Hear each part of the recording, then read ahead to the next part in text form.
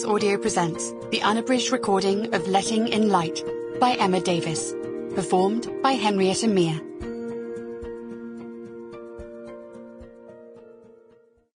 Prologue.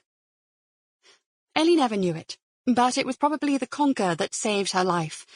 On any other day, Will McLennan would have approached the final bend below Fordham Farm at 35 miles an hour.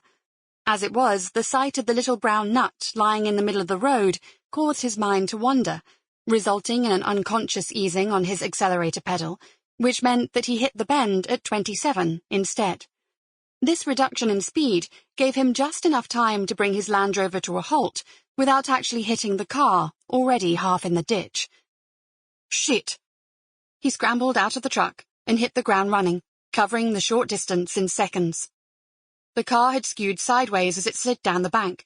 It must have been coming towards him and veered straight across the road, mercifully not rolling but coming to a halt with the driver's side angled down.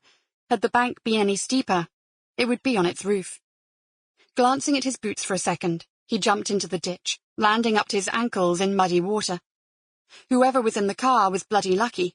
2 weeks ago, this area had been in flood. He gave a slight shiver. Bracing himself with one hand on the roof of the car, Will dropped down to his haunches, doing his best to keep his bum out of the water. The glass in the side window had shattered, gone in part, and he scooped the rest outwards, sending it tinkling into the water. A figure was slumped towards the steering wheel, and he had to take a very deep breath before reaching out and gently touching the shoulder. Will stayed that way for a moment, breathing hard, trying to calm the rush of adrenaline. Deep in his pocket, his mobile phone vibrated insistently against his thigh. He ignored it, as he had countless times already today. He knew it would be Caroline, but at least now, he really did have a good excuse for not answering her.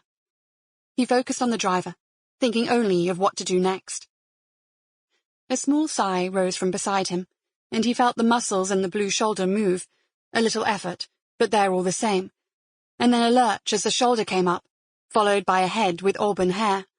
A groan then, and a release of breath. "Oh, Jesus," came the female voice. "Hi," Will said simply. There was another sigh. "If you're not a paramedic, I'm in really deep shit." "My name's Will."